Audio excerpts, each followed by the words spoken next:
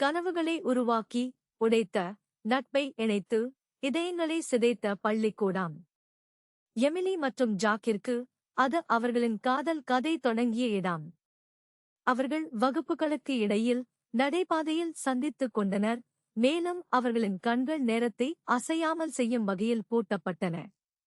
அவர்கள் உயர்நிலைப் பள்ளியின் ஏற்ற தாழ்வுகளுக்குச் செல்லும்போது அவர்களது காதல் வலுப்பெற்றது, ஆனால் அவர்களது வெவ்வேறு சமூக வட்டங்கள் மற்றும் குடும்ப எதிர்பார்ப்புகளின் அழுத்தங்கள் அவர்களை பிரிக்க அச்சுறுத்தியது.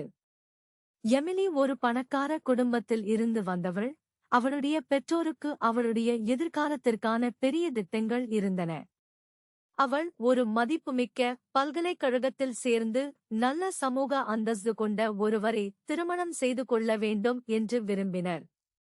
மறுபுறம் ஜாக் ஒரு தொழிலாள வர்க்க குடும்பத்தைச் சேர்ந்தவர், மேலும் அவரது பெற்றோர்கள் வாழ்க்கையைச் சந்திக்க போராடினர். எமிலியின் பெற்றோர் ஜாக்கை ஏற்கவில்லை, மேலும் அவர்களை பிரித்து வைக்க அவர்கள் தங்களால் முடிந்த அனைத்தையும் செய்தனர்.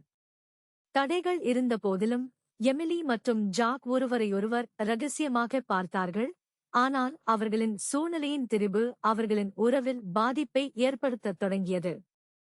பட்டப்படிப்பு நாள் நெருங்கும்போது எமிலி ஒரு சாத்தியமற்ற தேர்வை எதிர்கொண்டார், ஜாக் மீதான தனது அன்பைத் தொடரவும் அல்லது அவரது குடும்பத்தின் எதிர்பார்ப்புகளுக்காக தனது உணர்வுகளை தியாகம் செய்யவும்.